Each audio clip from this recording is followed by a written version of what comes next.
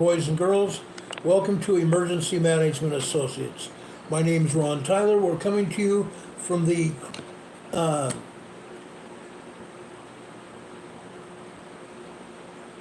office here. Oh gosh, I had a brain fart. Isn't that funny? We're coming to you here from the Area Command, 392 miles west of Kitty Hawk Beach, North Carolina. We want to welcome everybody here to our program tonight. Folks, by the time we get through here tonight, you'll have a complete update of earthquakes in the Pacific Northwest, all the way down to Mount Shasta and Mount Lassen, and out south and east to Mount Mammoth Mountain and Long Valley Volcano. I want to give you a complete update about what's going on. It's been a very long time since we've talked about everything that's been going on. I have run out of time on many occasions to give you a complete update. On other occasions, we just plain ran out of time because we had so much going on. I want to give you an idea also of some other things that are going on. I'm kind of waiting for a couple minutes here to show you some things that one of you sent me in a package here. I want to tell you this. You guys make me very happy. You truly do. You guys make my day. When I get packages like I got today, it's just out and out beyond ideas of what could be expected. Every day I look forward to hearing from you guys. I don't get to see many cards or letters as of late, and that might be due to the economy or something else going on. I don't know. But I appreciate each and every one of you and what you do to help me. I appreciate all of your help. I appreciate your contributions to our programs. I heard from another one of our EMA friends today telling me that he is going to send me a note with possibly a contribution to our program. But what really thrilled me about getting the note from him today was that he reminded me that he has been with us from day one. From day one, some 5 years ago. I always look forward to hearing from you guys. You guys make my day, literally. You make my day, you make my year many times, and I want to thank you for that. But every time I hear from someone that's been here from day one, it sends chills up and down my back. We've been here for a very long time, and I appreciate that so much. It just makes my day. It really does. And today was one of those days. I couldn't believe it. It thrilled me. You guys are going to hear from him probably very soon. He's had a lot of things going on with his family, but most of us do. I want to thank all of you for being here. You guys mean the world to me. Today, our friend Linda Covington blew my mind.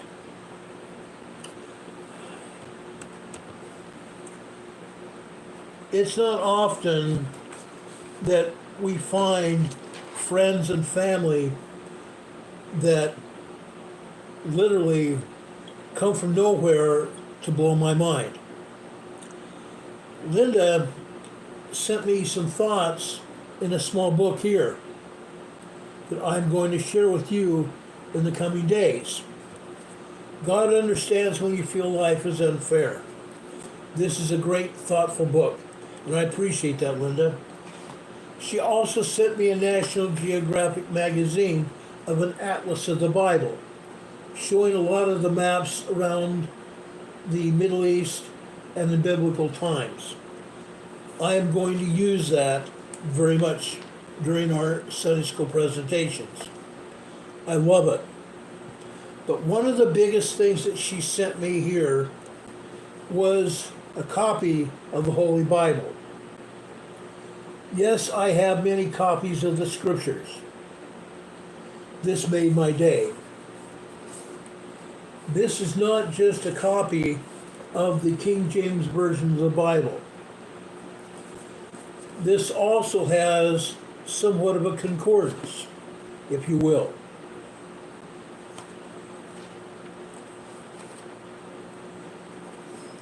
This has a note from Lee Greenwood. Lee Greenwood signed in here. I'm proud to be an American. Also here is a Declaration of Independence. I had no idea any of this could even be in the Bible, which I greatly appreciate. The Declaration of Independence also has the representatives from the 13 states that signed the Declaration of Independence. Carol Tyler's here, thank you. I appreciate Carol Tyler very much. She's not just my wife and my confidant, but she's also a dear friend in more ways than one. More ways than one.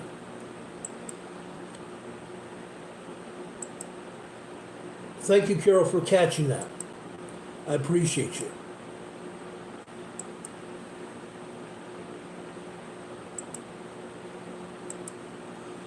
I'm also warning everybody. My mods are trained by me, and I love my mods. You will be taken down if you don't pay attention to what we want here on this channel. This channel is a reflection of my own home. If you put out trash here, you'll be taken down. If you don't pay attention to our rules, you'll also have your chat taken down. If you harass me, you won't be here at all. You'll be gone. I don't take harassment of myself, my EMA family, or even my mods. You will treat everybody with absolute respect and dignity, because that is why we're here, to love and treat each other with dignity. This is my living room, my house, my rules. I appreciate everybody who comes here, but you need to learn our rules here. Just like my home, my rules, these are also my friends and my family. They deserve to be respected. I appreciate all of you. Please remember, our house, our rules. Laura Marie is also here. She says hello from Oregon. She's a very, very long time friend of mine. I love her. I love her dearly. Her husband, and her dear family. They have meant a lot to me over the years. I hope we don't have much buffering. George Rashad is here. I appreciate seeing George here. He's also a longtime friend of mine and of our family. Thank you all for being here. Folks, this scripture, this Bible here that Linda Covington sent me also has a copy of the U.S. Constitution. That's cool. The Constitution. It also has a copy of the Bill of Rights and each and every article of the Constitution of the United States. It's beautiful. It's absolutely stunning. There's the Bill of Rights right there. I never even expected this. I had no way of knowing that anybody could even compile a book of scriptures like this. Now, some people might say, why is the U.S. Constitution in the Bible? No, it's not not part of the Bible except in this case. But I consider a copy of the Constitution, the Bill of Rights, and the Declaration of Independence to be scripture. Why do I say that? Wilson says, is it for sale? Not mine. I'm sure you can find it. In fact, I will get the link from Linda Covington, and she can give you that link. But folks, I consider that the people that signed the Constitution of the United States to be inspired. I believe God sent them to us. I believe they were the Lord's representatives to the United States of America. So to have those things bound into the Holy Bible, I consider that special. I love it. I really do. I love it. So thank you, Linda, for that. I haven't seen her come in to the chat room tonight. There she is. Hello, Linda. We appreciate you. I was just showing everybody some of the things that you sent me, including this beautiful Bible. Thank you so much, Linda. We appreciate that so much. God bless you for that. We love you. Anyway, guys, I want to go into some politics also. Today, the United States Senate has asked for Jack Smith from the state of New York to report to the United States Congress. Congressmen in the Congress want to speak to him.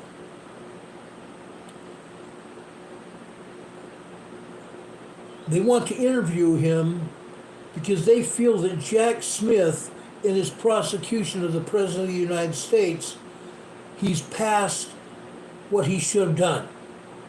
He's violated the law. So the United States Congress is going to hold Jack Smith to account for what he has and has not done. Something else. There is another judge in Florida.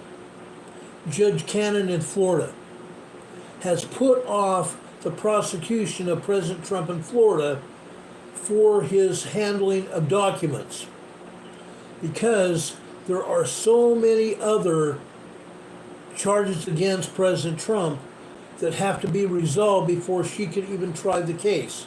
And not just that. Her even trying to get a case booked into the calendar is impossible before the election this coming year, this November. So that's not going to happen in Florida anytime soon either. So that's some good news. Let's go over to Georgia. Remember that lady over in Georgia? That state attorney general in Georgia that tried to go after President Trump? Well, guess what? She may not just face expulsion from the Georgia bar, but she may also face arrest. She may also be facing arrest for what she's done and not done. Something else that's happened in Georgia. It has now been found today that over 380,761 ballots, over 380,761 ballots have gone missing. Even the digital images have been lost in Georgia. Folks,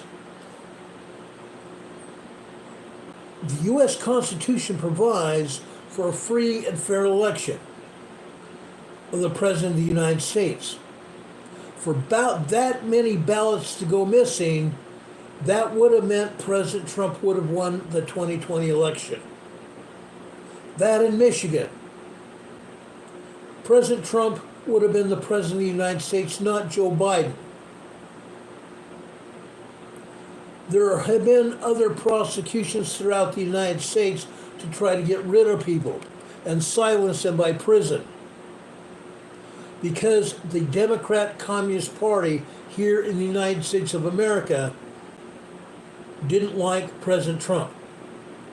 They knew President Trump would have won. And now all this is coming to pass. Big Miss Fannie Lewis is going to not just get her hand slapped, but she may end up also going to jail. Unreal.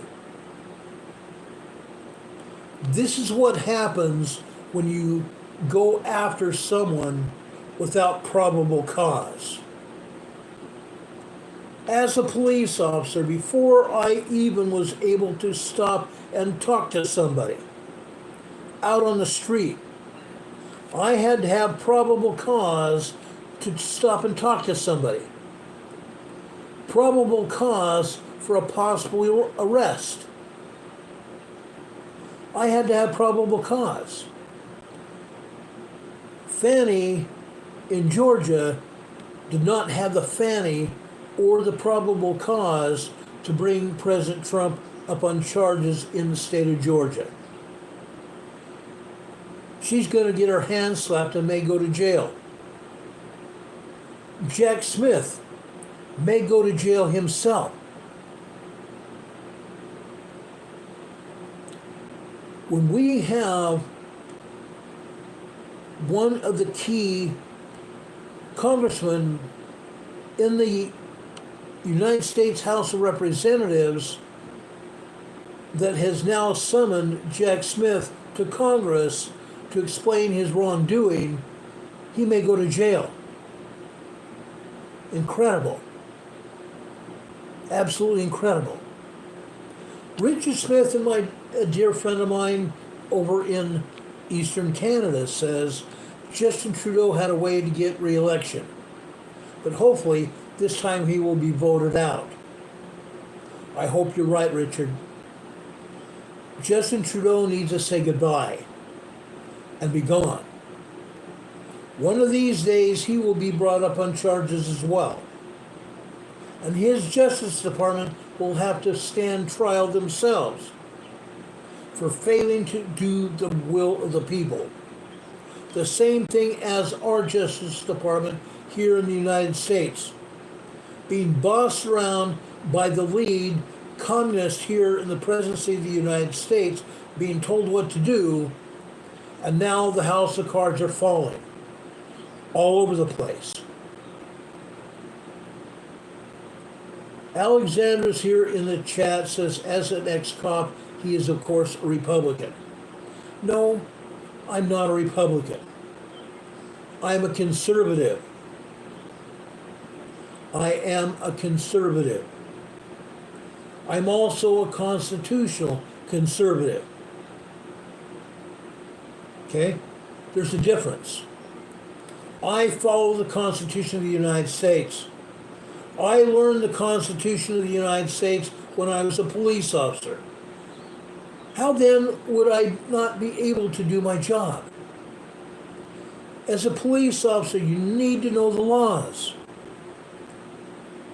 I was a federal police officer, so I had to know the Constitution of the United States backwards and forwards. No, I did not have to rattle it off to anybody, but I knew the Constitution backwards and forwards and upside down.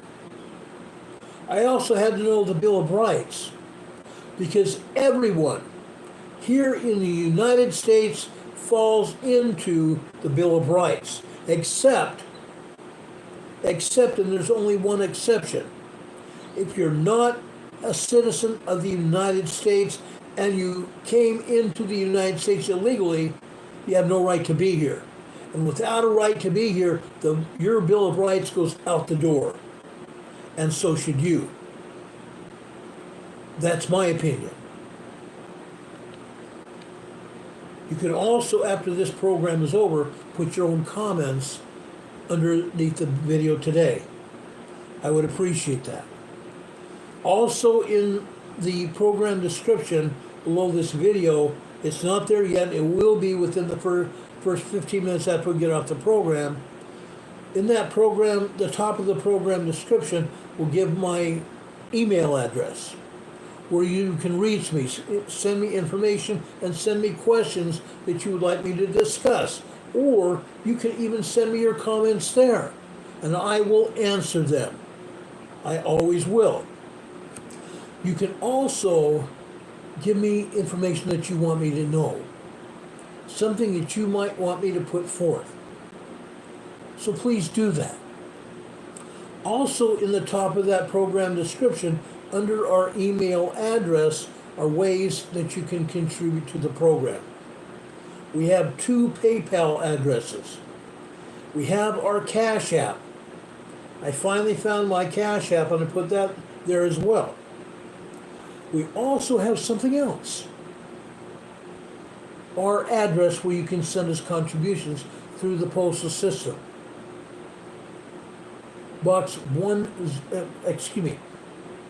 The address is 104 North Green Street, Box 105, Morganton, North Carolina, Morganton, North Carolina. The zip code is 28655. It's been a while since I've even given you that information, and I wanted to make sure I do that before I go any further. Thank you all for your contributions. Again, I want to thank Linda Covington for sending me some surprises, especially this book of scriptures right here. Linda, thank you so much. I appreciate it. Now, yes, I do love this country. I was born in this country. I was born in this country with the same rights you and I have. Okay? I love this country. I became a cop because I love this country. And I wanted to help people. More than anything, I wanted to help people. That's why I became a cop. Yes, I had my share of arrests. More so than I ever could have imagined. Yes, I wrote my share of tickets. Wouldn't you know that only one ticket in 24 years ever got thrown out by the judge? I only went and lost one case before a judge on a parking ticket. The person that I gave that parking ticket to parked right next to a fire hydrant in a red curb area. The judge wanted to know if I had measured the length of the car in the area of the red curb. Even though I testified that the car was on the side of the curb and also right next to the fire plug. The judge wanted to know within how many feet of the fire plug and how far that red line was on the curb and how much of the car was on that red line and next to the fire hydrant. Most cops don't even measure that. All they put on the ticket, parked in a fire lane, parked in front of a fire hydrant. That's what I did. That judge wanted more information than that. And unfortunately, I did not put that on the ticket. No cop ever has. But that's the only ticket that got thrown out in all the times of my law enforcement career. I believe that if you write a ticket, it must stick. You can't lie about it. If someone actually violated the law, whether it be a parking violation or they were speeding or something else, you had to have probable cause. People have rights. And I made sure that if I was exercising the law, helping protect people, that I was well within the law. Like I said, I only had one case in court that fell out. One parking ticket. Crazy. Absolutely crazy. Van City, please be careful with your with your emojis. I only allow 4, maybe 5 emojis tops. So please control the emojis, guys. Please control the emojis. 3 or 4, maybe 5 emojis tops. Okay? I appreciate that. Also, please, if you will, before you leave here, give us a thumbs up. I don't often talk about that either. Give us a thumbs up. If you enjoy what we're talking about on this program and you want to see more of it, leave a comment and also give us a thumbs up. That figures into the analytical factor that YouTube uses to say whether they're going to allow this program to be seen by anybody else on YouTube. So please give us a thumbs up and please leave us a comment. Also, everyone, the time that you spend here on this program is vital. It's vital for you to know what we talk about, because everything we talk about has to do with your safety. If you're only here for 5 or 10 minutes, 15, 20 minutes, you're not going to see the entire program. And as a result, you're not going to get the information we have for you. And I think that's important. YouTube also thinks that's important, and they don't like the idea where people might spend 3 or 4 minutes and leave. That also figures into the analytical factor. So please, folks, if you like what you're seeing here, stick around for the rest of the program. You're going to see a lot more. Now, I'm monitoring the number of people in our program right now. A few minutes ago, we had 84 people watching this program. Just a second ago, there was only 67, and now 73. Please stick around. Also, if you are not already subscribed to this program, please do so. I'm not even going to say only. There are approximately 26 to 29% of the people that watch this program that are unsubscribed. 26 to 29% of the people that watch this program don't subscribe to this program. Please do so. It's very important. Also, if you're having problems getting notified when we come on the air, please do something else. Unsubscribe and immediately resubscribe to this program. And when you do that, click on the notification bell. There's a little bell icon there next to the subscription button. Click on that bell and click on the word ALL. When you click on the bell, a drop-down menu of 3 items will come up. Click on the notification bell and you'll get notified when we come on the air. Now, YouTube doesn't like me, and I don't give a flying rat's frosty keister. They don't notify everybody, unfortunately. I don't like YouTube either. But please, guys, give yourselves a benefit of the doubt of being notified when we come on the air by subscribing and also clicking on that notification bell and clicking on the word ALL, getting you notified when we come on the air at all times. Okay? All through the week we talk about things that are happening around the world and here in the United States that might affect you and your families. That's why we're here, to make sure we can pass that information on to you, and thus passing it on to you will pass it on to your friends and your family, so that everybody gets the opportunity to hear what we have to say. That way we save as many lives as possible. Now, something else before I get started into the earthquakes and the volcanoes. We still have people protesting against Israel in every country of the world. Some of these protesters are now being arrested, and some of these protesters will not see the light of day outside of a prison for a long time. Here in the United States, some of these protesters are now being arrested and will face trial for occupation of property that is not theirs. It's called trespassing. But in this case, many of these protesters are trespassing onto private property, city property, state property, and also federal property. These protesters need to get a swift kick in the butt. These protesters are being arrested. And the Biden administration has been telling the police, let them go. Arrest them and then let them go. Last week, President Biden was asked by a reporter what he's going to do about all these protesters.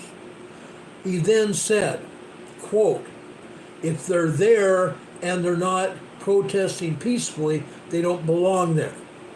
If they're occupying property and they're being told to leave, they don't belong there. But on the same token, Joseph Biden, the President of the United States, is supposed to be enforcing the law. He is the chief law enforcement officer in this country. But he is allowing the prisoners, the protesters, just to go about their good old ways. Not on my book. Not in my life have I ever seen anything like this. The President of the United States is responsible for what's going on. Plain and simple. But it's too darn bad he won't stand up for what is right and enforce the law. Incredible. Gene Shannon is here in the chat saying USDC police arrested 64 and 40 were students. Who were the others? In Columbia State University, guess what? In Columbia University, protesters were arrested there, and none of them were students. None of them were students. They were all illegal aliens. I don't care what Biden chooses to call it, or the Democrats choose to call it. They're illegally here in the United States, and they need to be turned around and sent elsewhere, back to their own countries. Some of you guys are also asking who's responsible, and you're also answering yourselves. I'm going to repeat this. George Soros is a felon. George Soros is a felon, and he should be arrested here in the United States. There is an arrest warrant for George Soros. Why is he still paying for these people? Paying to make their signs, paying for their tents. Bill Gates and Melinda Gates are also responsible for it. The Gates Foundation.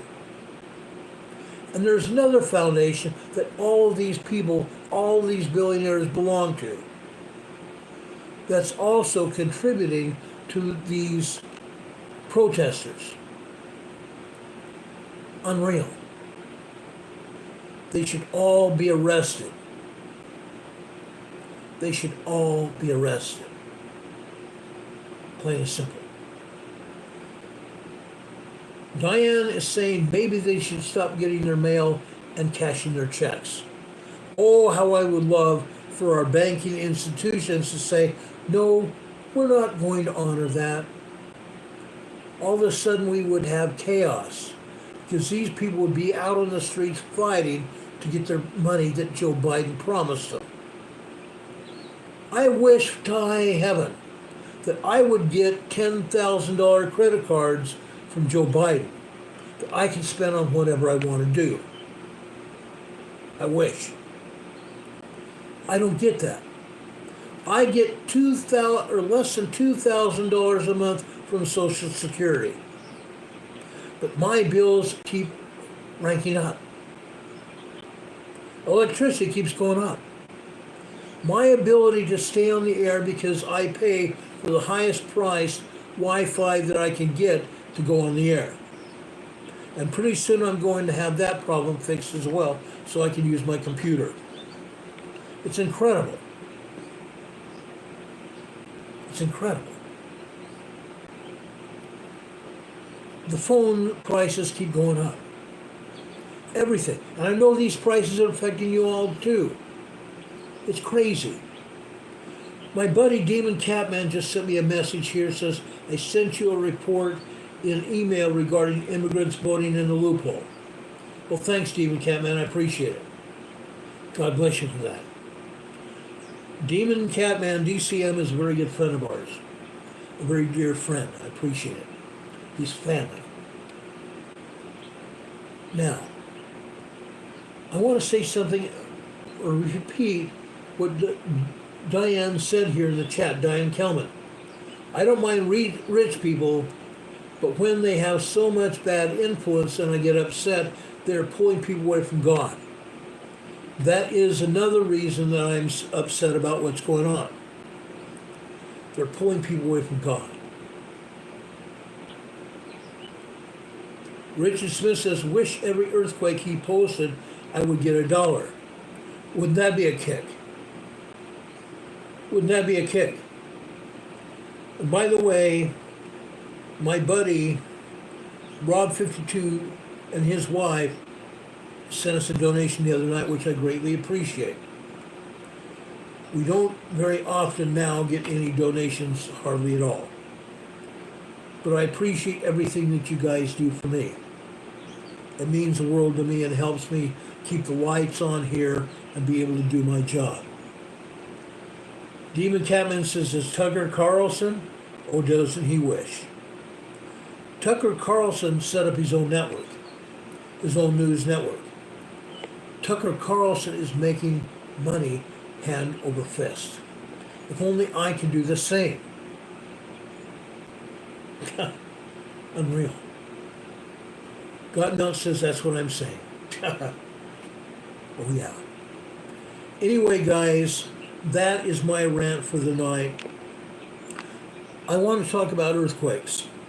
Okay? One of the things I want to talk about now has become near and dear to my heart. Over the past, whatever, I want to say 5 years, probably longer than that. I've been talking about specific earthquakes for a very long time. Tonight I want to talk about a volcano up on the US-Canadian border, just south of Canada. It's called Baker, Mount Baker. Now, Mount Baker has several seismograms, several of them. But the problem with that is that the agency has decided to falsify data. The agency continues to falsify data. This is Baker Shuckson. Shuckson is a ski resort on the north side of Mount Baker. This is one of the seismograms that I pulled. This particular seismogram, folks, details the magma coming into the magma chamber of the volcano. All of these wavy lines you see here represent magma coming into the magma chamber. Magma causes very low frequency waves, radio waves, to come out. These VLF waves detail the amount of magma coming into the magma chamber. The tighter the waves like you see here, the more violent or the most magma that's coming into the magma chamber. When it gets more like you see here in the middle here, without that many ups and downs here, not as many wavy lines, it's less magma. But you also see something else right here. Just after 2 o'clock Pacific time this morning. Guess what that is? That is an earthquake in Vanuatu in the South Pacific. There was at least a 6.1 earthquake in Vanuatu this morning. I believe it was a 6.8 earthquake. I have reason to believe it was a 6.8 earthquake, not a 6.1, and it may have been even stronger. So this seismogram is also showing that earthquake. On other seismograms that you see today, you're not going to see any mark of any other earthquake.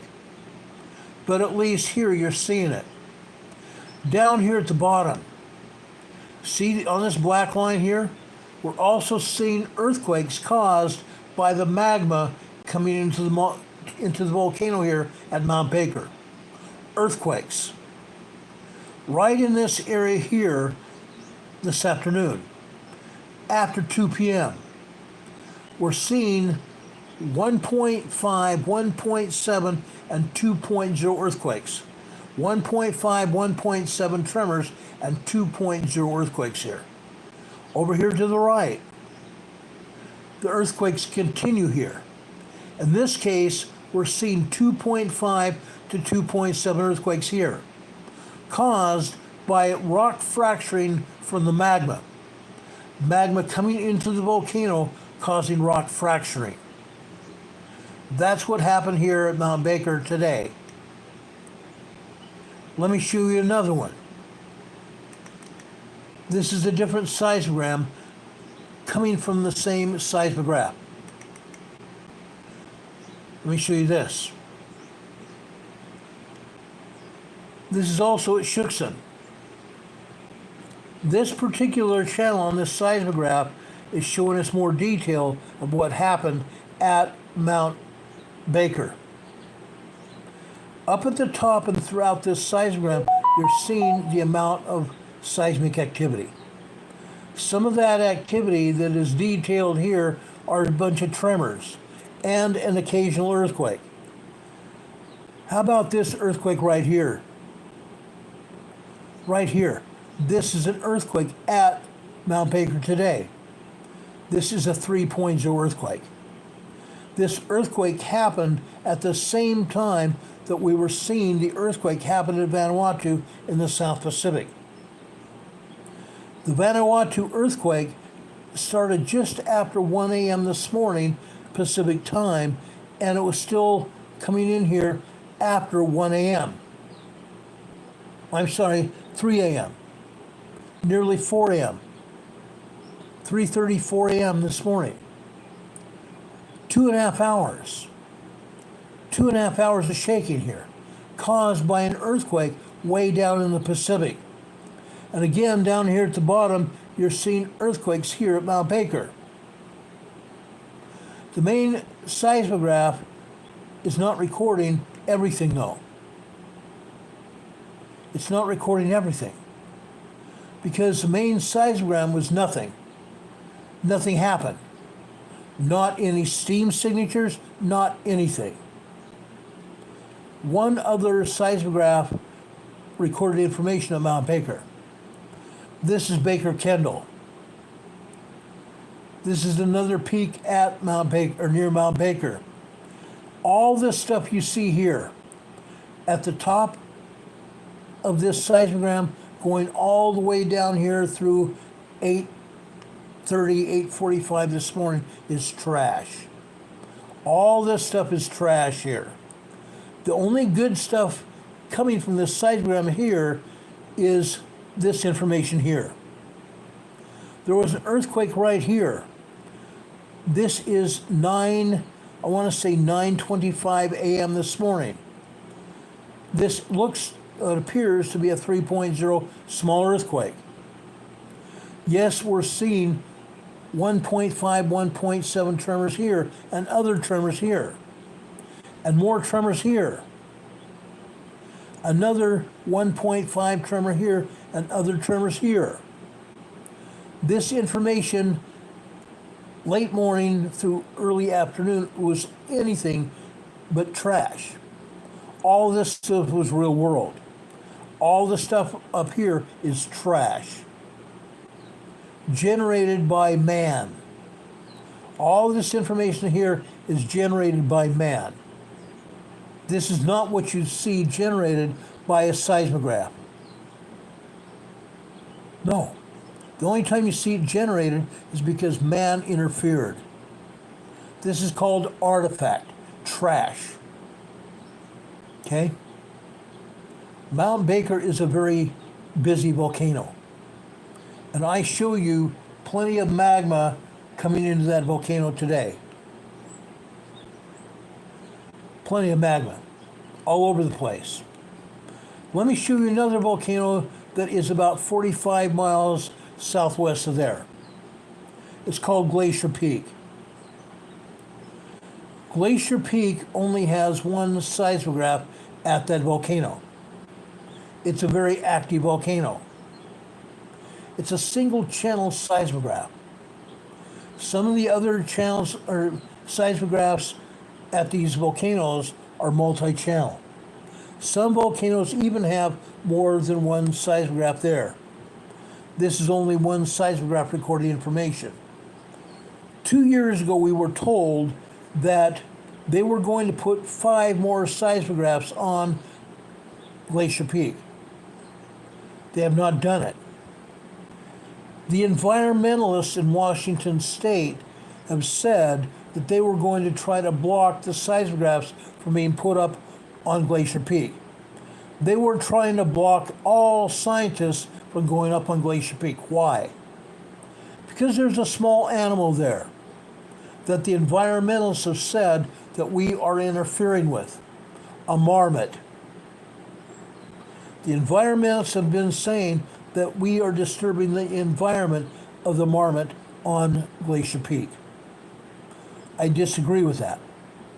Once the seismographs are put into place, they may only need to be checked maybe twice a year. Marmots are not going to be bothered by seismologists at all. They might think, wow, who are these people? They don't see too many people. They see hikers, they see some campers, they see some skiers. Why are those people allowed and not seismologists? But we're still seeing one seismograph in operation at Glacier Peak. Again, let me point out some other things here. This is a 2.2 earthquake. It may have been larger than that, and I'll explain that in a minute. Throughout this seismograph, you're seeing tremors here. Just very minor tremors. This appears to be a 1.5, 1.6 tremor. This appears to be a 1.5 tremor. What is this? What is this, guys? That is called a magma churn signal. A magma churn signal. Whenever superheated magma comes into a volcano, this magma churn signal happens. Magma churn signals are typically 23 to 24 lines high. Let's find out how many lines this magma churn signal is occupying. We start down here. 1, 2, 3, 4, 5, 6, 7. 8, 9, 10, 11, 12, 13. 13 lines high. This is just over 50% of real world. This is just over 50% of what magma churn signals should be showing. So that means the scientists have downgraded this seismogram to only report just over 50% of real world. So this earthquake here is probably larger than a 2.2 earthquake. This could be a 2.9, 3.0 earthquake, had it been recorded properly. These tremors here could possibly be 2.0 minor earthquakes. Just so you know. What are these lines out to the right of this magma churn signal? These are steam signals. These are steam signals, meaning the volcano is steaming. It's releasing steam. Now, for just a minute, I'm going to return to you so you guys can see my mug. I want you to see my mug for just a minute. Just a minute. Why are these volcanoes steaming? 6 to 7% of all magma is water. 6 to 7% of all magma is water. When magma is heated up, it's about 1,500 degrees Fahrenheit. Upwards of 2,500 degrees Fahrenheit. That's hot. That's extremely hot. Now, when we have magma in a volcano, and we know for a fact that these volcanoes are active, we see this magma churn signal. Superheated magma coming into that magma chamber here. What's going on? Magma is going up and hitting the volcanic rock at the top of the volcano. Magma is going up there hitting that volcanic rock. It's under pressure. That magma is under pressure, hammering on that volcanic rock at the summit of the volcano. Every volcano has a volcanic rock, a plug at the top of the volcano. Every volcano now is recharging around the world. When it's recharging, it's getting hammered, putting pressure on that plug. When the plug is getting hammered away at like this, it develops fissures in the plug, tiny holes in the plug.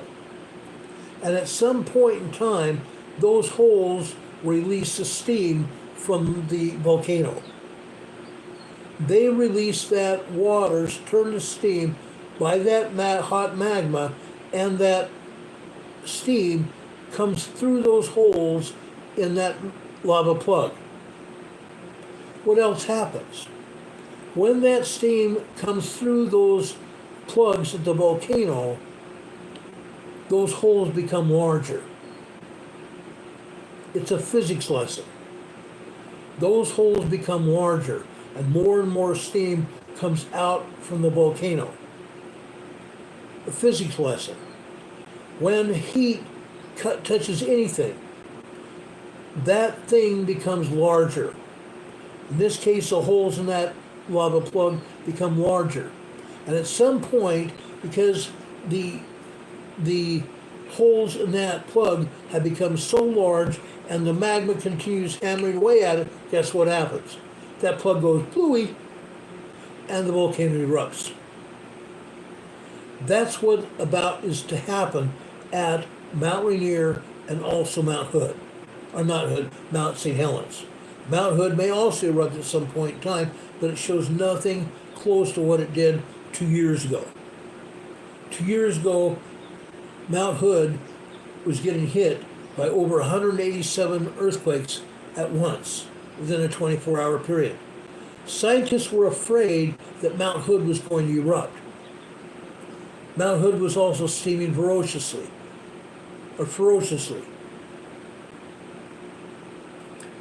It didn't erupt. Things calmed down at Mount Hood. What happened in 1980 at Mount St. Helens? A great big huge side of the volcano started bulging. The volcano also rose up because the magma reservoir under Mount St. Helens was growing, forcing the land to rise. And that plug in the side of the volcano, not the plug, but the bulge in the side of the volcano grew. And then the bulge blew. That's what happens. Mount Rainier also has a bulge. But that bulge has not grown as much as we thought it would. Over the past 5 years that we've been talking about Mount Rainier, we've known about the bulge. I even had spoken with frequently a lady that had a cabin on Mount Rainier. And she helped people hike up Mount Rainier. She helped skiers go up the side of Mount Rainier. She kept tabs on what was going on. I have not heard from her in 2 years. I hope she's okay. I truly hope she's okay. But she's the first one that told us about that bulge on the side of Mount Rainier. Could it be bulging again? It's bulging still. But I don't know, truthfully, if that bulge has grown since it was first reported. We have enough evidence showing the growth of Mount Rainier and the earthquakes that are hitting Mount Rainier today. let's go back here and show you seismograms at Mount Rainier today. I want to show you this. This is important. Okay? I'm going to pull up seismograms here at Mount Rainier. This seismogram I'm going to show you now is Camp Muir at Mount Rainier. Camp Muir is on the south side of Mount Rainier, or what they call the south flank of Mount Rainier. Look what we're seeing here. This is a very busy seismogram. This seismogram started recording just after 10 p.m. last night. You can see it. It says 2200 here, 10 p.m. last night. It's quiet. It's been fairly quiet. However, this seismograph is not recording everything. It's not showing us everything. And I'll tell you more about that in a second. But we're seeing a lot of tremors here, and what appears to be minor earthquakes, such as this here. This happened just after 2:15 this morning. Right now, this appears to be a 2.3 earthquake, minor earthquake. This appears to be a 1.9 tremor, 2.0 earthquake. This earthquake here, you see this signal here? This is thicker than the other earthquakes that you see here, meaning the earthquake lasted for a longer period of time, more than just 1 or 2 seconds. This might have lasted 5 to 10 seconds. We see the length of this earthquake here. This may be a 2.0, 2.4 earthquake, but it might also be larger. This earthquake here may be a 2.0, 2.2 earthquake. We may see a 2.0, 2.2 earthquake here. The same here, right there. And the same here, the same here. What do we have right here? What do we have right here? Folks, this is not an earthquake. This is not an earthquake. This is another magma churn signal. This magma churn signal, again, should have been 23 to 24 lines high.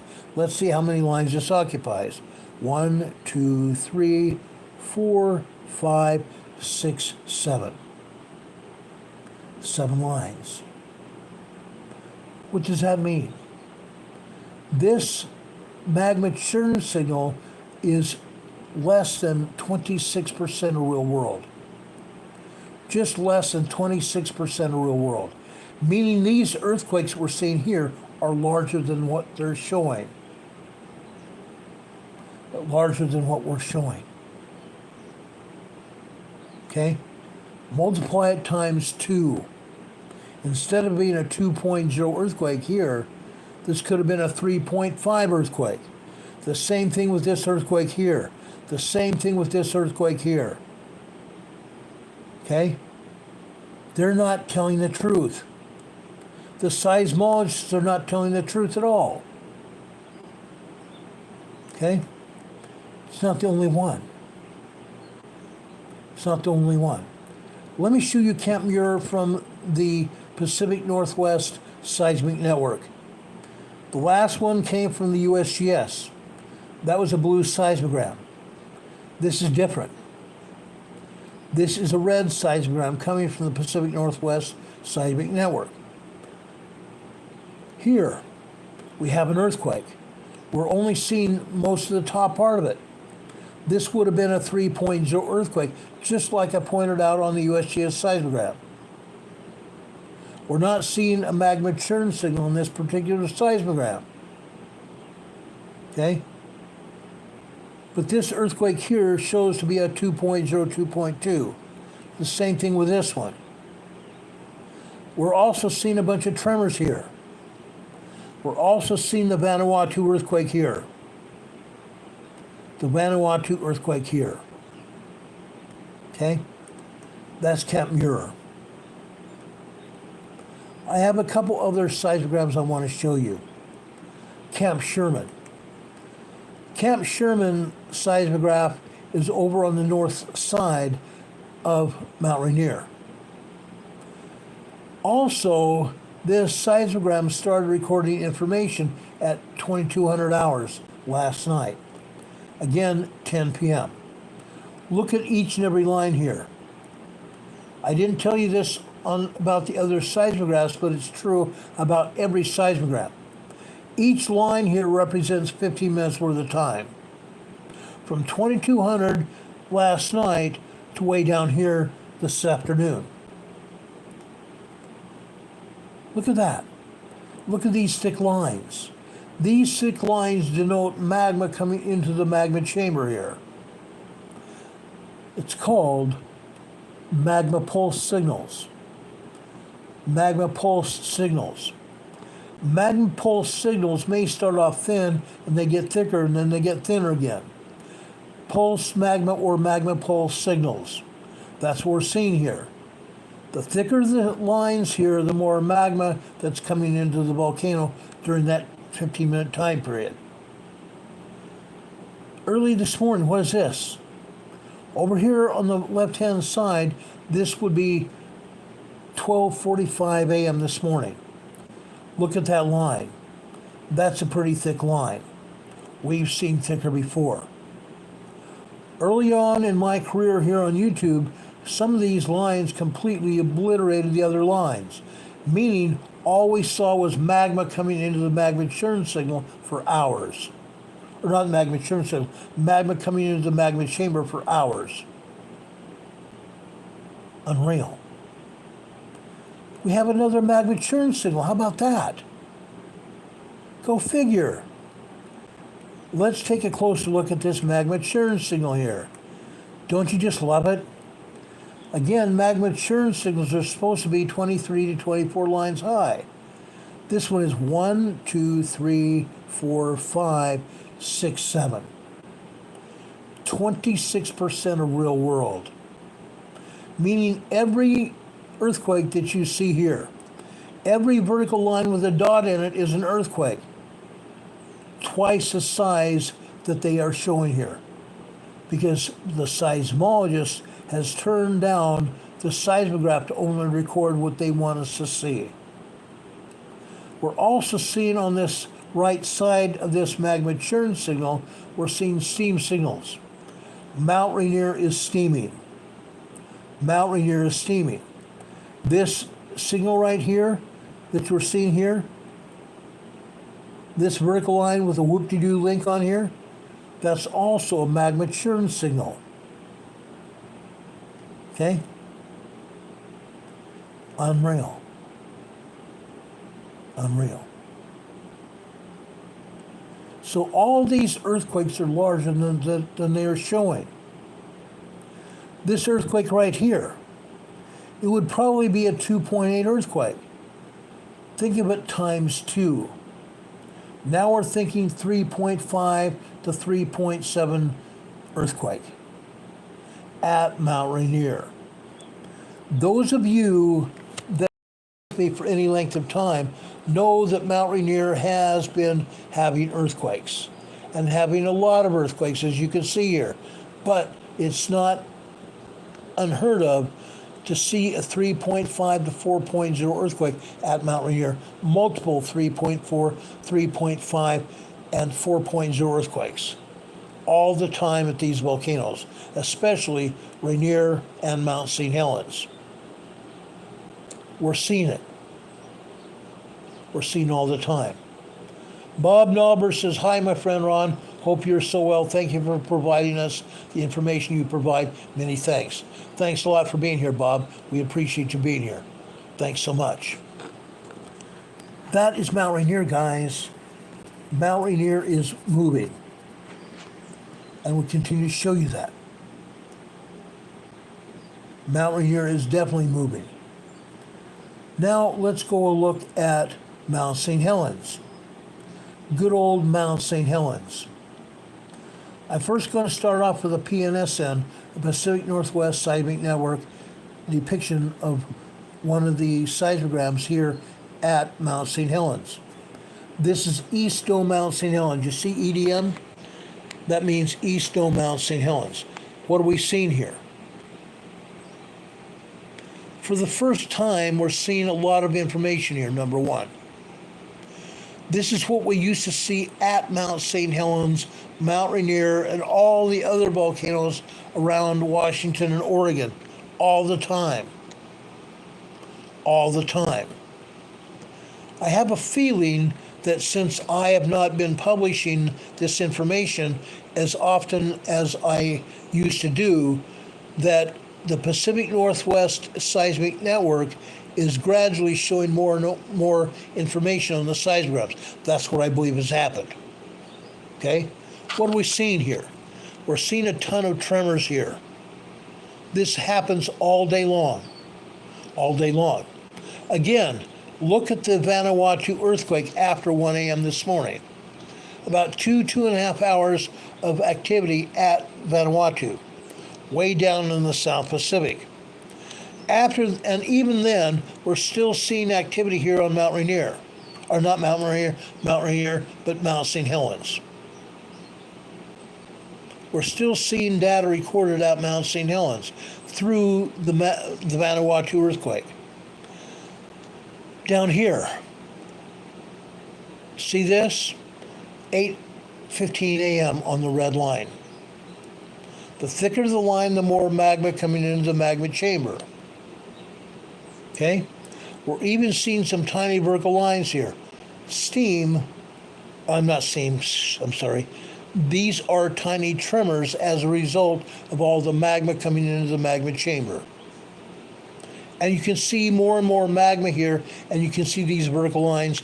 These are earthquakes and tremors coming because of the magma coming into the magma chamber here at Mount St. Helens, causing rock fracturing. Rock fracturing, causing earth movements. Earth movements, that's why. We come down here. Folks, this is on this black line here, this is 3 p.m. this afternoon. 3 p.m. this afternoon. You're seeing tremors here and quite a bit of magma here. Down here, 3:15 on the red line. What are we seeing here? Folks, this appears to be a 2.8, 2.9 earthquake. Closer to a 3.0 earthquake. Here's a 2.0. Look at all this magma coming into the magma chamber here. Magma fracturing rocks inside the magma chamber of the volcano causes these earthquakes. That's what's going on here at Mount St. Helens. Again, this is East Dome Mount St. Helens. This seismogram sits up on top of the volcanic plug of the volcano. Let me show you another seismogram where the seismograph is also sitting on top of the dome. This is September lobe. The September lobe seismograph is a spindly-legged seismograph. I'm sorry, that's Mount Hood. I don't know why that happened. Let's go back down here to September lobe again.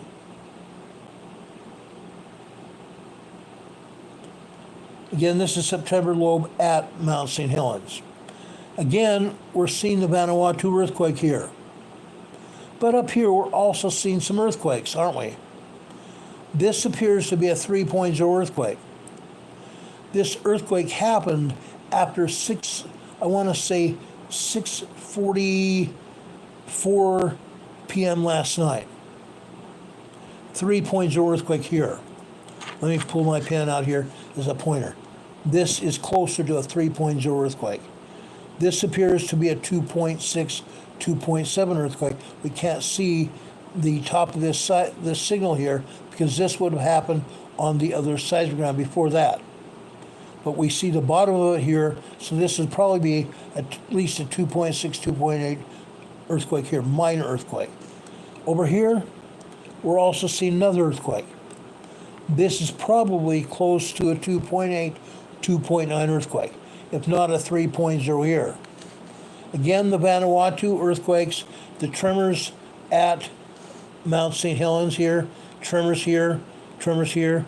This is a 2.0, 2.2 earthquake here at Mount St. Helens, September lobe.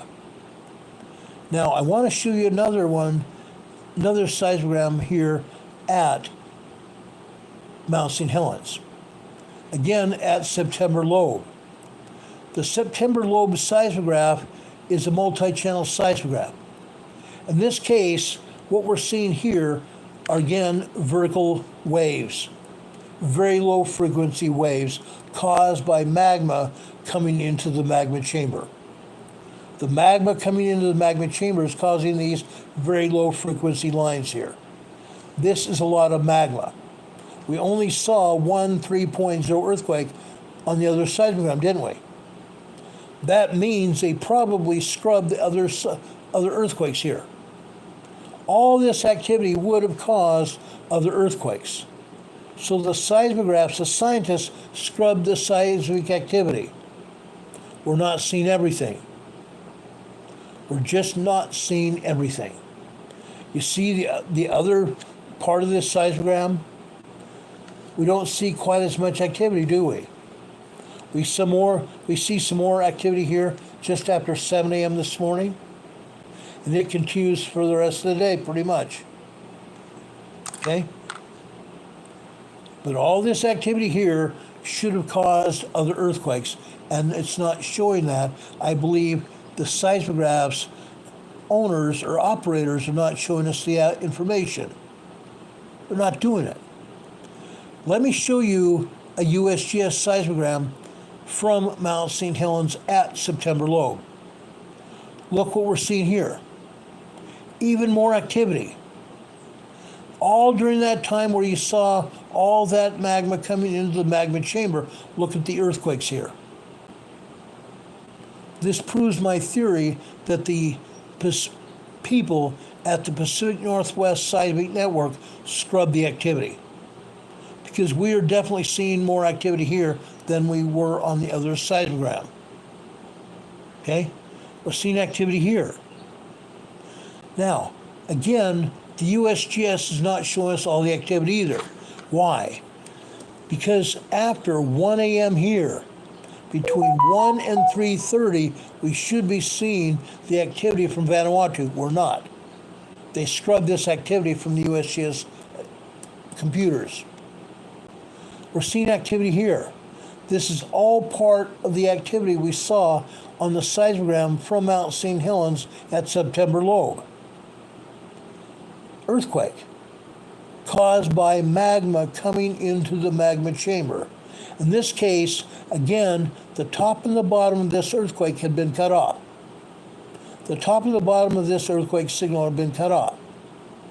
We don't know the total strength of this quake, but this quake lasted about 10 seconds.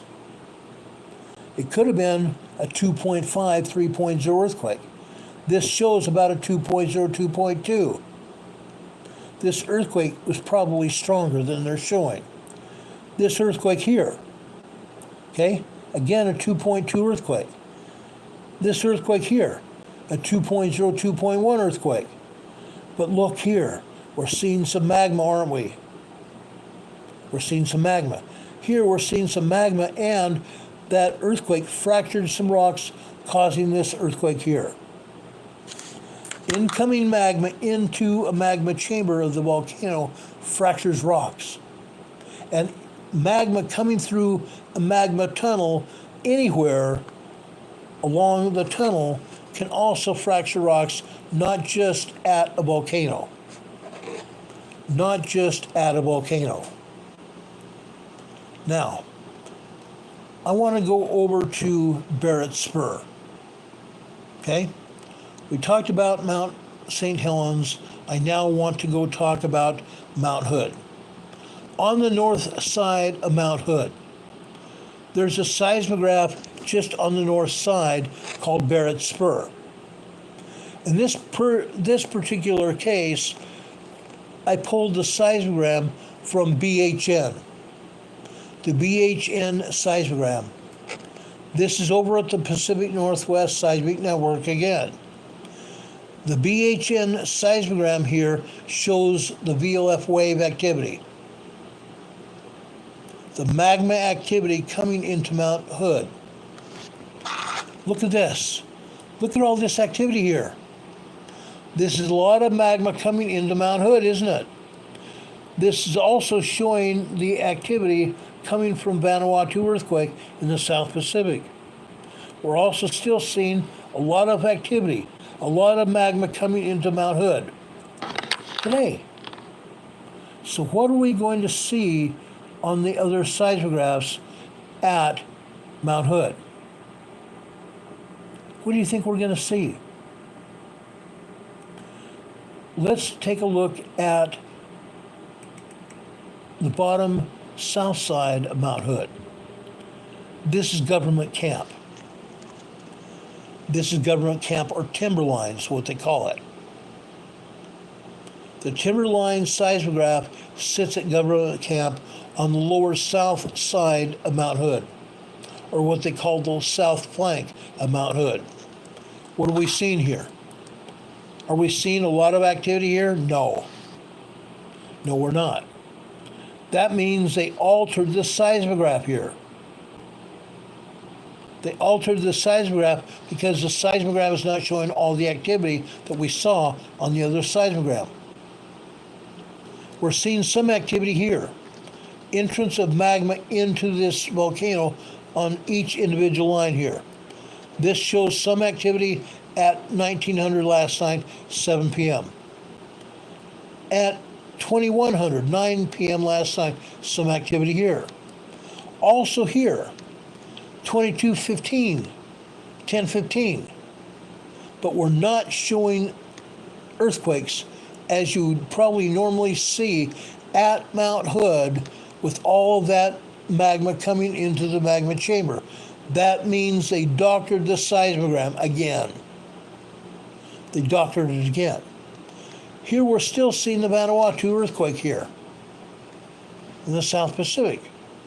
We're also seeing a 1.7, 1.8 tremor here with magma. Look at that thick line here. Again, magma is making rocks fracture inside the volcano, causing these tremors here. What do we see here? Again, each individual line is showing magma coming into the volcano. In this case, this again is a magma pulse signal. Pulse magma. A lot of magma and less magma. A lot of magma, less magma. Okay? But we're seeing an earthquake here. This appears to be a 3.0 earthquake. A small earthquake at Mount St. Helens. More tremors here. More tremors here. Okay, I had a great geology professor. He taught me a lot. He taught me about seismographs. He taught me about earthquakes. He taught us about magma coming into magma chambers. At the time, there weren't a lot of volcanoes that were moving. He took us out to the Mojave Desert and let us chip away at obsidian that had come up from the earth to above the level of the earth, where we could get a piece of obsidian from the volcano, from that outcropping. Okay? Magma came up above the earth and left that obsidian blank on top of the surface. Look what's happening here at Mount Hood. Look at this activity. This activity wasn't scrubbed, but the activity up here was. Stephen Catman says, we missed the last seismograph had buffered. I'm so sorry about that, guys. I'm sorry about that.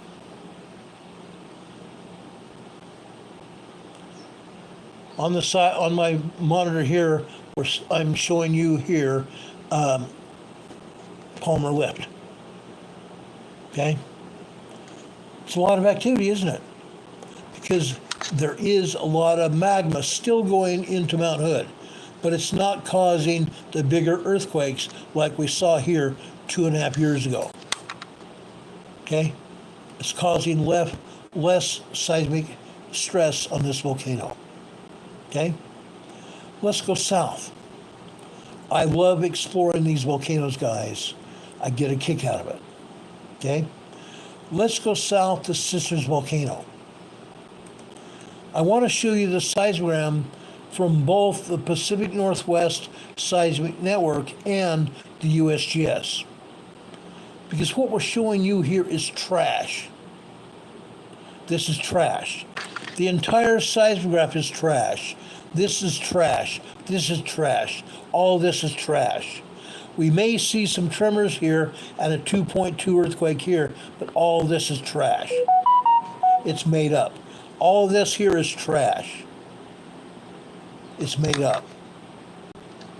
It's a sad state of affairs when our scientists, seismologists, do this to us. There is just one seismograph monitoring 3 volcanoes at the Sisters Volcanic Complex. There's 3 volcanoes there. Sisters North, Sisters Central, and Sisters South. Look at this USGS seismogram. This is trash. All this up here is trash. All this is trash here. You're seeing some activity here.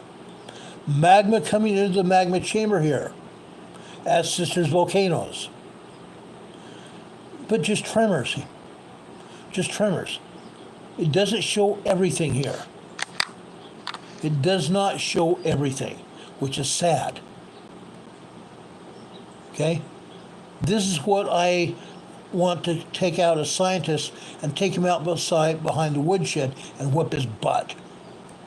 Because these scientists know better.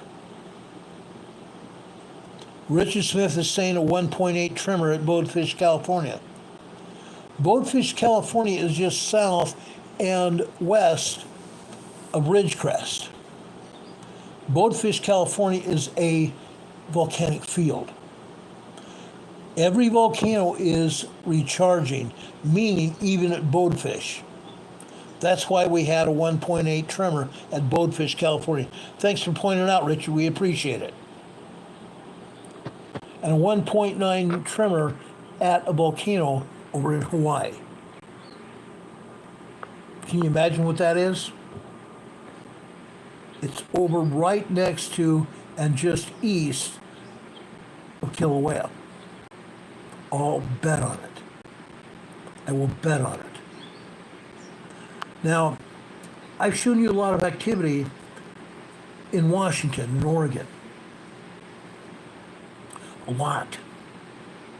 I'm going to show you some more. But I want to show you one other seismogram at Leavenworth, Washington. Okay? This is Tall Timber Ranch at Leavenworth, Washington. Look at this. USGS is not showing that. USGS is not showing you any of the activity today that I showed you at these volcanoes. They're also not showing you this at Leavenworth. Occasionally, once in a while, they'll tell us of a tremor or something at Leavenworth, Washington, what they call Tall Timber Ranch, where this seismograph is located. Look at this. These are 2.2 earthquakes here, back-to-back earthquakes. This happened last night after 9:41 p.m. last night. That's what we're seeing here. See this thicker line here? Magma coming through the area. Now, there may be a volcano out here at Leavenworth, Washington. We have thinner and thicker lines here. I have not yet seen a magma churn signal at Hopper at Leavenworth, Washington. We've had this happen before. We've had this happen before in China Lake. Ridgecrest, China Lake seismogram. Guess what? Finally, last year, we saw a magma churn signal at Ridgecrest, China Lake. We know there's a volcano there now. Over here, we're seeing a good-sized earthquake. This is 3.0 earthquake. This is at least a 3.0 earthquake. Look how thick that P wave is. They're not showing it at the top and they're not showing it at the bottom, but they're showing it right here. There's a lot more activity than they're showing here. This is at least a 3.0 earthquake at Leavenworth, Washington today. Okay? They're not showing it. Why not? Why not, USGS? Why are you not showing it on the map? We see the seismograms. Why are you not showing it? And stop scrubbing the seismograms. Stop scrubbing it. Show us the true information or get off the ball and tell us the truth. Stop paying attention to the politicians. It's going to get you in trouble. It's going to get you in trouble. Now, folks, I want to show you that there's more activity out there. Okay? Newberry Volcano, for example. Newberry Volcano. Let me show you some activity at Newberry Volcano. I'm going to show you activity at the pumice cone, Newberry Volcano. Again, this is a Pacific Northwest seismic network. Look here. Newberry Volcano is active. Look at that. Okay? 2.8, 2.9 earthquake. Look at this. This lasted nearly a minute. 45 seconds to a minute. The buildup of seismic energy here. Tremors before and after the earthquake. We had tremors before, we get the primary wave here, and then we have a secondary wave out here. We have tremors all over this seismogram here. Tremors and even an earthquake here. Go figure. We're also seeing the Vanuatu earthquake here. The Vanuatu earthquake. Why did they scrub it on all the other seismograms? What's wrong with them? One other seismogram here at Newberry. Then I'm going to go south to south central Oregon to show you another volcano. Folks, this is Cichel, CIHL. CIHL on the eastern side of Newberry Volcano. As I have spoken before, the thicker the lines here are indicative of the amount of magma that's coming into the magma chamber here at Newberry Volcano. Look at this. All that magma here. We also see vertical lines here causing the magma causing earthquakes here. We see some tremors here. We see these thicker lines here showing magma coming into the magma chamber. And little tiny vertical lines here showing tremors. Here, what are we seeing here? This is not Vanuatu. This is another earthquake here this morning. I'm not sure what earthquake that is. I'll have to go back and look at that. But here the sea beam, look at this earthquake here. Or not earthquake, I'm sorry. Look at this magma here. That's a lot of magma coming into the magma chamber at Newberry Volcano. A lot of magma. Now let's go south to Crater Lake. Crater Lake is in south central Oregon. Crater Lake is in south central Oregon. Let's take a look. Let's go over to Crater Lake, Fleetwood Cove, on the northeast side of Crater Lake. Look at this, up here at the top.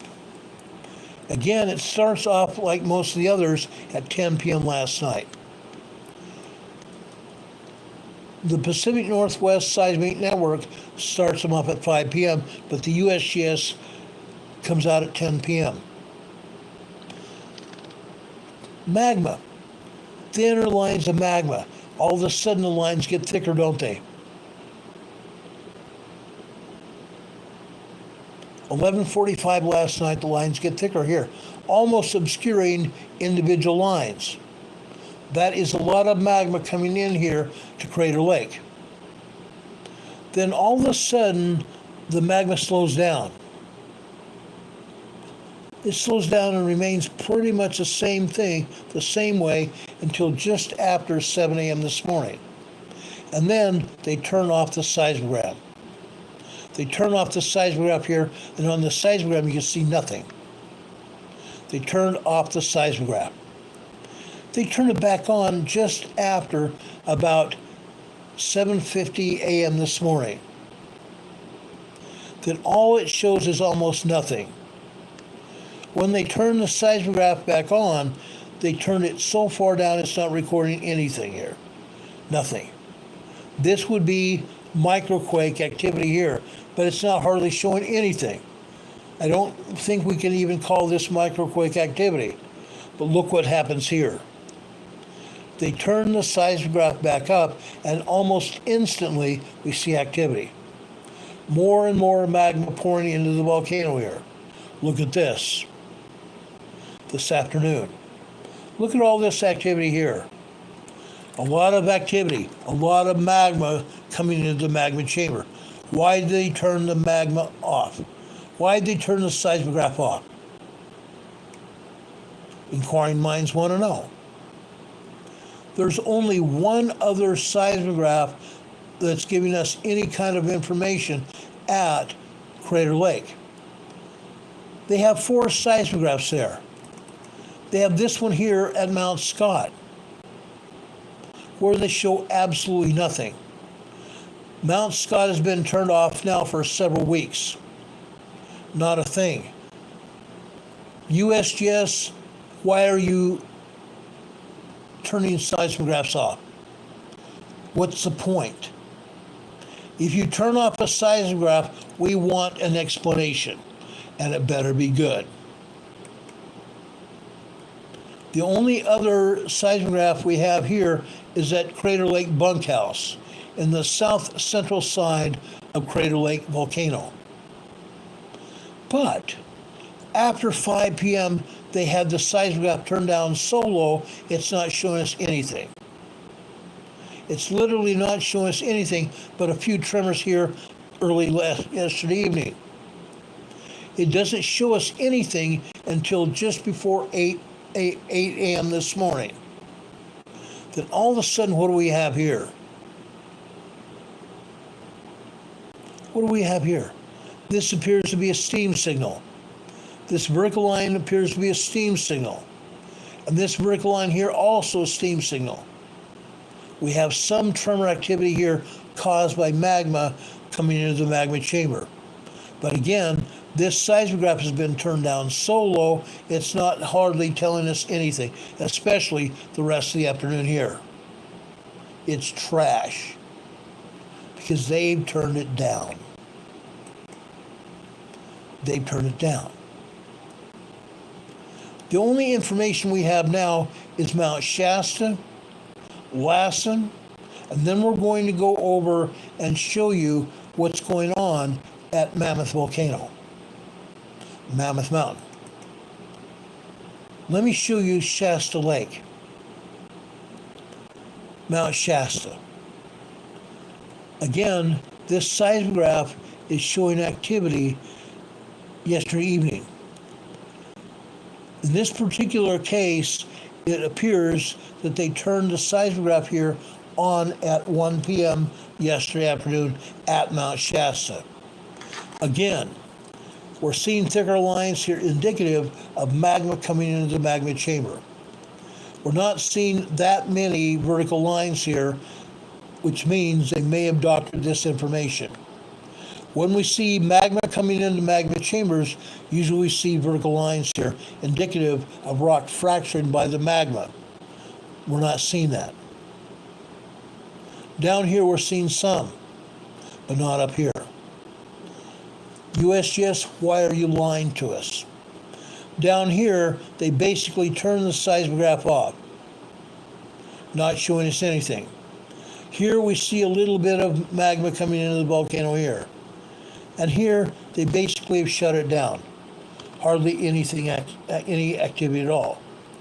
Right here, we have an indication of magma coming into magma chamber here at Shasta Mountain, and down here as well. Why are they lying to us? Why are they not telling us what's going on? Folks, they have 11 seismographs all around Mount Shasta, and they only have one seismogram showing. All the other seismographs have either been turned off or falsifying data. Mount Shasta.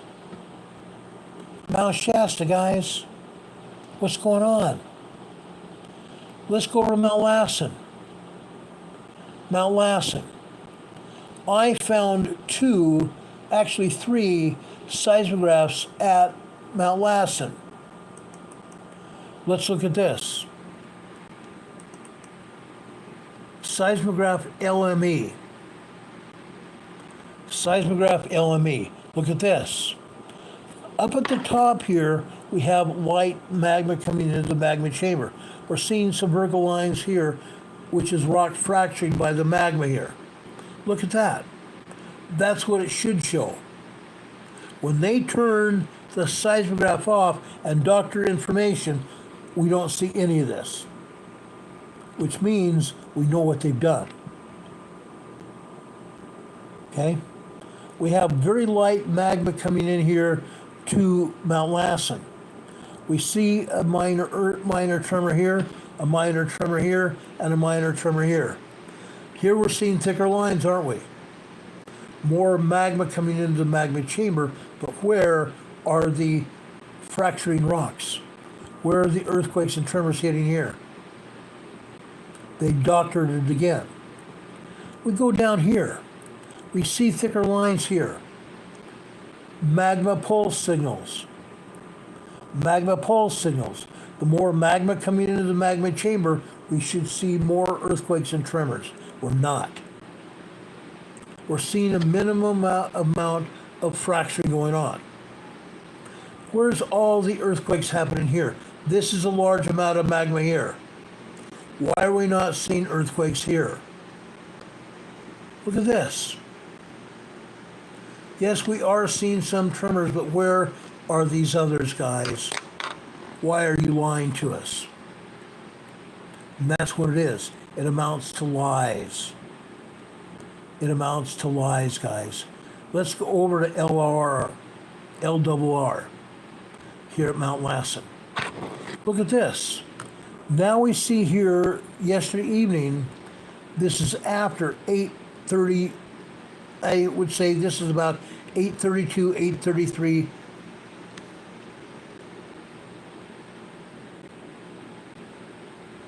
No, it's not.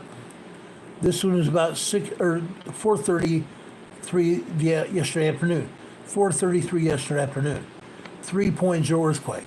The red line here is computer generated to get the seismologist's attention that, hey, there's something going on. A 3.0 earthquake. What's this? This is a steam signal. We have a vertical line with a curly Q on it, and we have a red line here telling the seismologist, hey, look at this steam signal. Mount Lassen is steaming just like all of the other volcanoes. Look at the activity here. We're having magma coming into the magma chamber, and we're seeing earthquakes here. We're seeing tremors. That's what should happen. That is exactly what should happen here. This is probably a righteous seismogram. This is what we should be seeing every day. Every day. Now, Mount Shasta and Mount Lassen are in Northern California. They are the southernmost volcanoes in the Cascade Mountain Range. The rest of the Cascade volcanoes are in Washington and Oregon. And the majority of them are rocking and rolling. All of the volcanoes are recharging right now. All of them. All of them. Everything that I've been showing you is proof of that. Now, let's go and look at Mammoth Mountain. Okay? I'm going to show you, well, I'm probably just going to show you two seismograms here at Mammoth Mountain. This is Mammoth Mountain MCO. The seismograph is called MCO. Look here. We're seeing magma coming into the volcano. Each and every line here is 15 minutes long. 15 minutes time. Going out through 24 hours here. Look at all this magma here. Yes, we have tremors here. We see tremors. Look at this magma here. There's enough magma to almost obscure 3 lines here. The magma started here. Look at this. Look at this magma pulse signal. It starts off thin and gets thicker here. And it gets thinner and thinner here. Magma pulse signals. We're seeing little blurps here of tremors caused by magma fracturing rocks inside the volcano. Okay? Mammoth Mountain. Look at this. Down here to the right, this afternoon. This is a 2.0 earthquake. Again, the red lines are computer actuated to get the seismologist's attention. Each of these seismograms have been approved by the seismologist, by the way. This is also at least a 2.0 earthquake. It lasted a while, didn't it? The top and the bottom appear to be cut off. This may have been a larger earthquake here.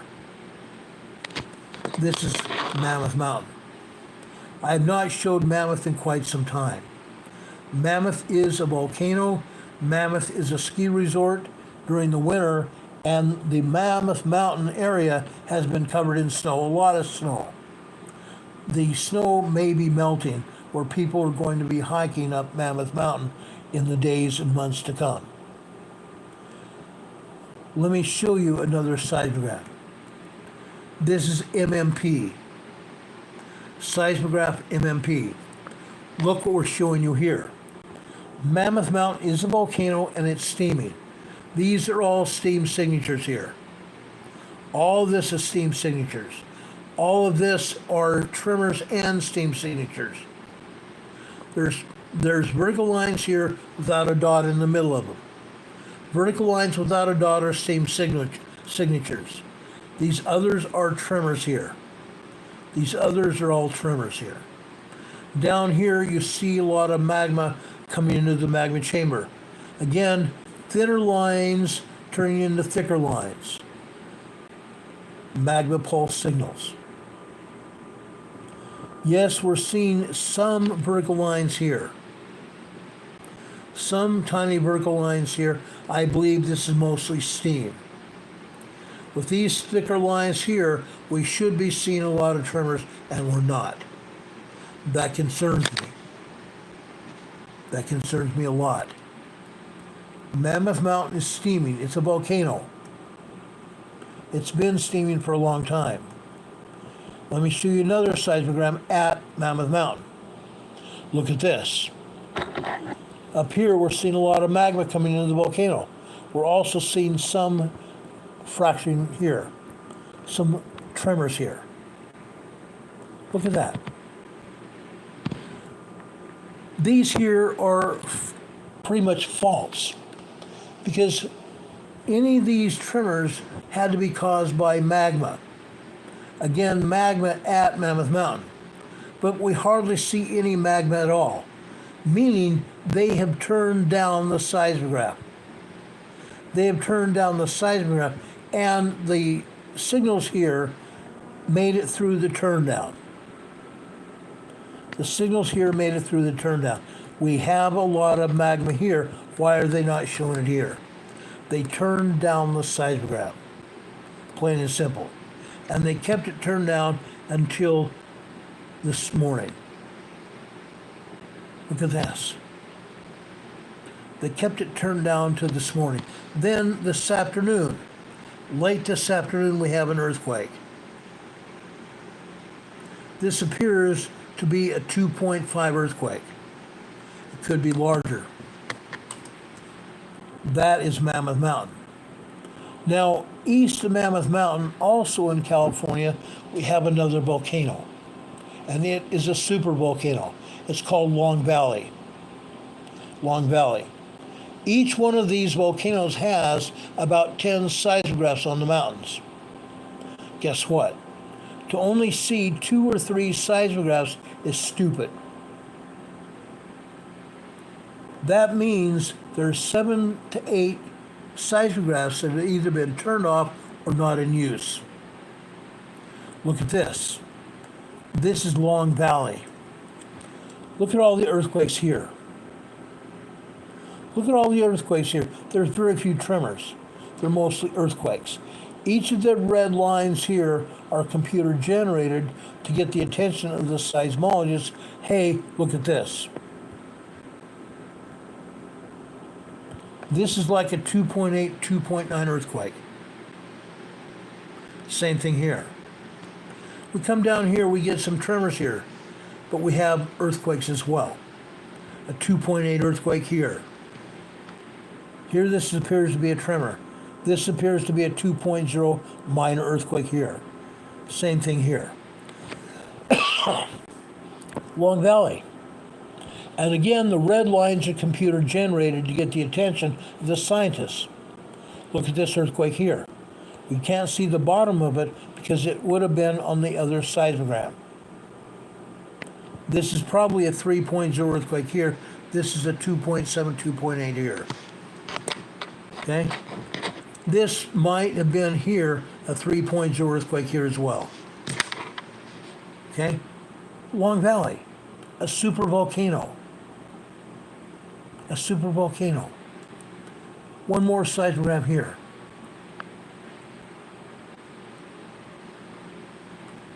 This is seismograph MLM. Long Valley again. Look at the earthquakes here. Okay? This is midnight last night. No, I'm sorry. This is midnight last night here. This is 1500 hours yesterday evening, 3 p.m. Look at these earthquakes here. Caused by magma. Look at the thicker lines here causing these earthquakes. Look over here as well. Okay? Look at the tremors here. Look at the thicker lines and seeing the tremors here. This is a true seismograph. This is a true seismograph. I don't believe this seismograph was turned down because the seismograph is pretty much showing us everything going on. The more magma or less magma coming into the magma chamber. Okay? Yes, we have some earthquakes here, but all the rest of this is all tremors. That's all tremors. Does anyone have any questions of me? Does anybody have any questions of me? We've been on the air about an hour and 50 minutes. Do you have any questions? Richard Smith is saying we're having a 1.1 tremor over in Croatia. Not surprising. I will bet you there are earthquakes there, but nobody's reporting them. Crazy. Crazy. Demon Catman's here in the chat saying gag orders including Obama's official executive order. True. True. Because Obama doesn't want anybody to know that he is really in charge. Biden is just a puppet. Biden is like a sock puppet, just moving when he's told to move. It's insane. It's insane.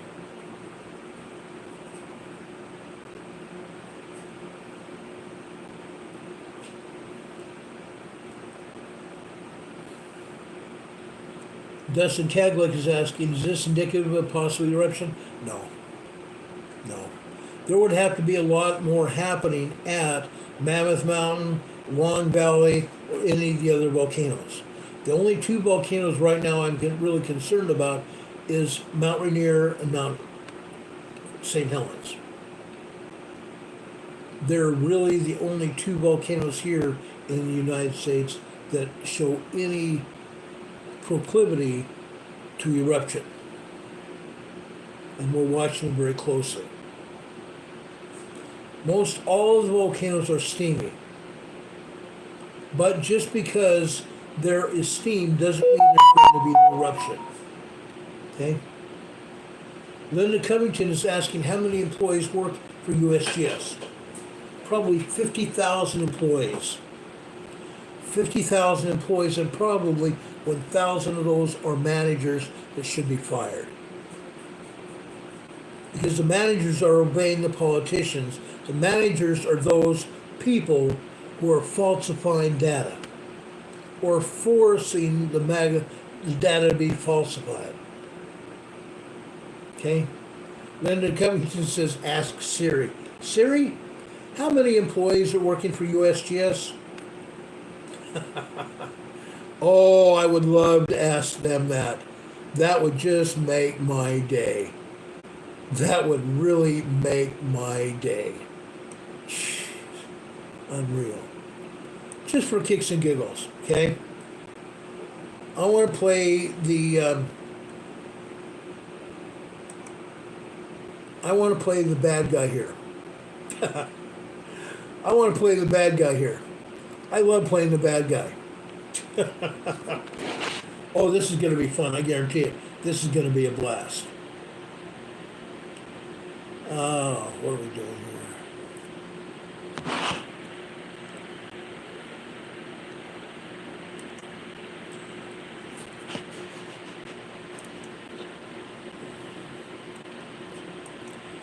I'm going to ask a question of Siri.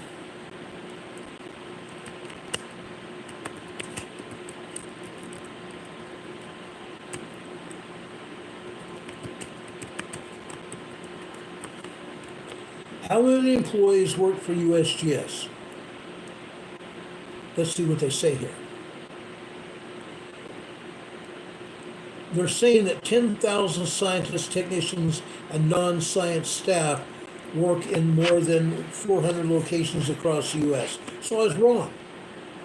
10,000 scientists, technicians, and non-science staff work in more than 400 locations across the U.S. Interesting. More than 10,000 employees work all over the U.S. I thought it was going to be a lot more. I honestly thought there was going to be a lot more than that. The headquarters of the USGS is in Virginia, guys. Who runs the USGS? The man's name is Dave Applegate. Dave Applegate. Oh, how I would like to fire Dave Applegate. Whether they put me in or not, I would still love to fire David Applegate. He does not belong in that position. I'm sorry, he might be forced to do what he's doing by the politicians, but he should have the balls to stop what he's doing and make things right. Plain and simple.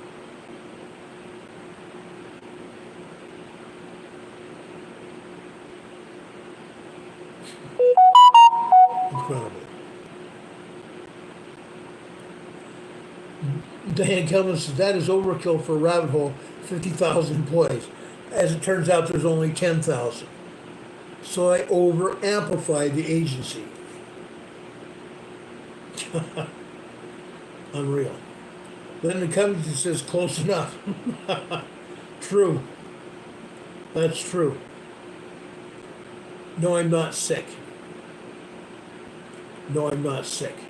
If you're wondering why I'm wearing oxygen, folks, you should know by now, if you've been here with our Emergency Management Associates family for any length of time, that I was a police officer. I was also a trainer, instructor, and out on the street, and as an instructor, I was struck in the chest and in the abdomen, and as a result, my right diaphragm was injured, and as a result, I can't get the oxygen I need to breathe, and that's why I'm wearing oxygen 24/7.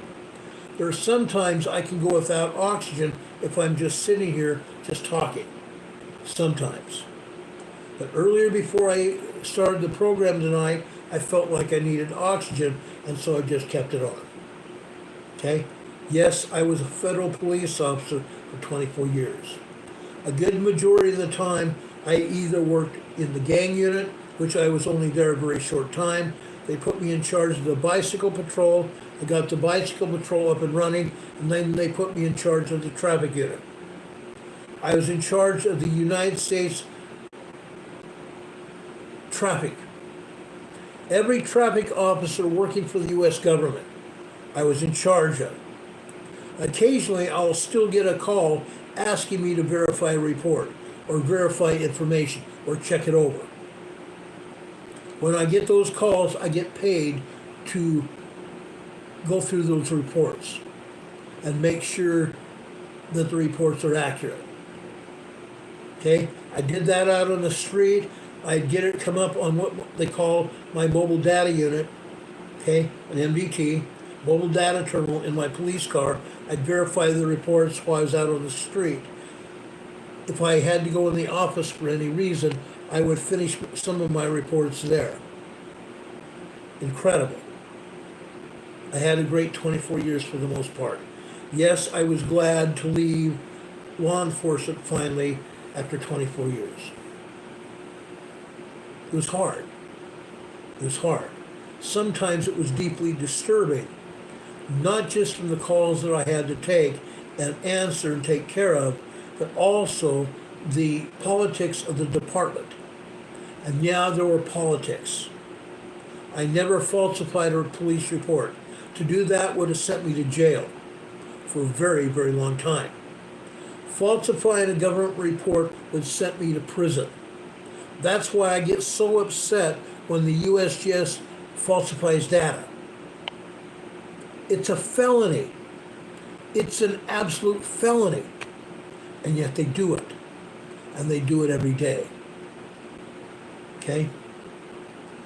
Charlene Savant says, thanks for your honesty. Many podcasters are afraid to speak out against the political turkey butts.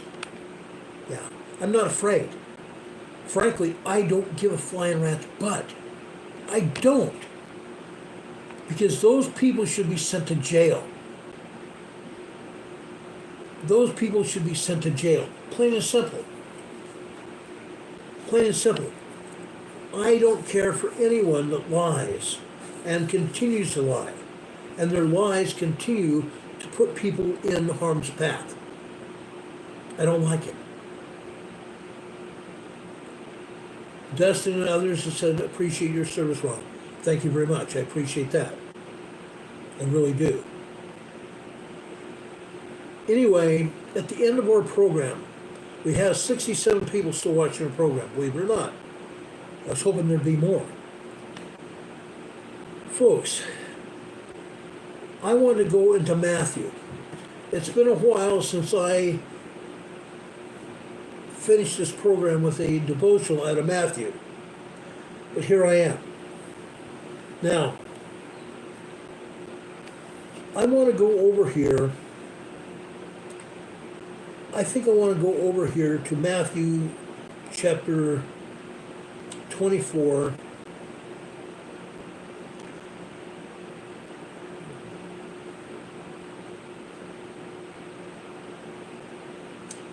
I want to go to Matthew chapter 24, and I'm going to start now with verse 1.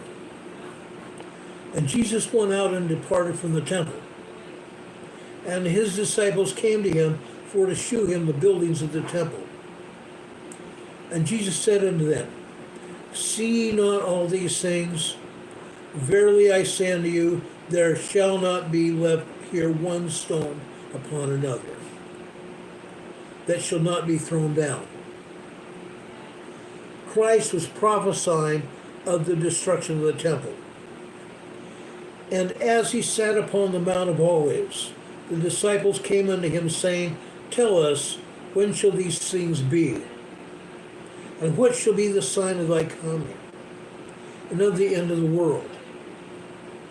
And Jesus answered and said unto them, take heed that no man deceive you. Take heed that no man deceive you. This is why I get so upset when we are told lies or shown lies. Jesus said, let no man deceive you.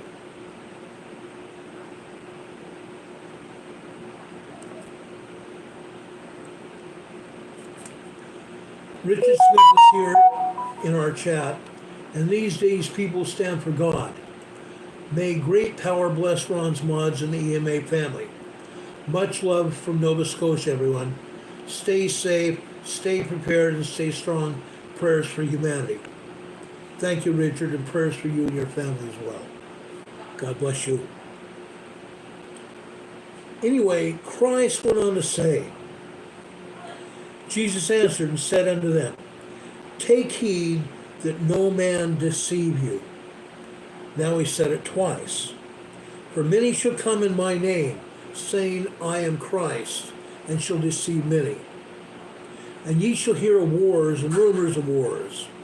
See that ye be not troubled, for all these things must come to pass, but the end is not yet. For nations shall rise up against nation, and kingdom against kingdom. And there shall be famine, and pestilence, and earthquakes in divers places. All these things are the beginning of the sorrows. The beginning of the sorrows. What are the beginning of the sorrows, brothers and sisters? The beginning of the sorrows are the tribulation that we are facing.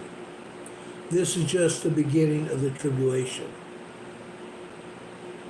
Then shall they deliver you up to be afflicted, and shall kill you, and ye shall be hated of all nations for my name's sake. And then shall many be offended, and shall betray one another, and shall hate one another. And many prophets shall rise, and shall deceive many. And because iniquity shall abound, the love of many shall wax cold. The love of many shall wax cold. Brothers and sisters, this is where I get a little bit emotional. Because of the love of many, many are deceived, and many of us will be hurt, and many of us will turn on our neighbors. Please, folks, don't turn on your neighbors unless they absolutely deserve it. Our neighbors deserve love just as our families deserve love. Please do not turn on your family either. I've suffered that as well. But he that shall endure unto the end, the same shall be saved. Remember that. He that shall endure to the end, the same shall be saved. If we obey the commandments, if we endure to the end and do the things that the Lord has asked us to do, we will be blessed. And this gospel of the kingdom shall be preached in all the world, for a witness against all nations. And then shall the end come. When ye therefore shall see the abomination of desolation, spoken of by Daniel the prophet, stand in the holy place. Stand in the holy place. Thank you, Linda. I appreciate your scriptures that you sent me. Stand in holy places. Stand in holy places. I ask everybody, every day, to stand in holy places. Be an example of Jesus Christ. Be the shining example of the gospel of Jesus Christ. Stand in holy places. I mentioned this book last week, and I mentioned it before during the past 5 years. Standing for Something by Gordon B. Hinckley. This is a great book.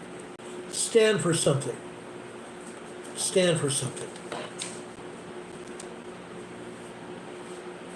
Mike Wallace, who was a reporter for CBS News, wrote here at the beginning of this book, no nation should be greater than the strength of its individual homes or the virtue of its people.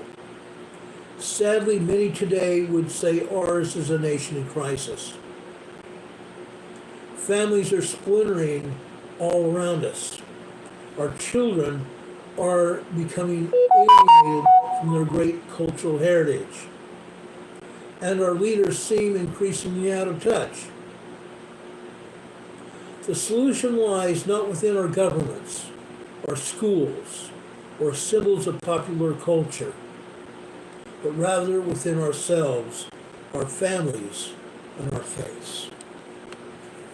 Our families and our faiths.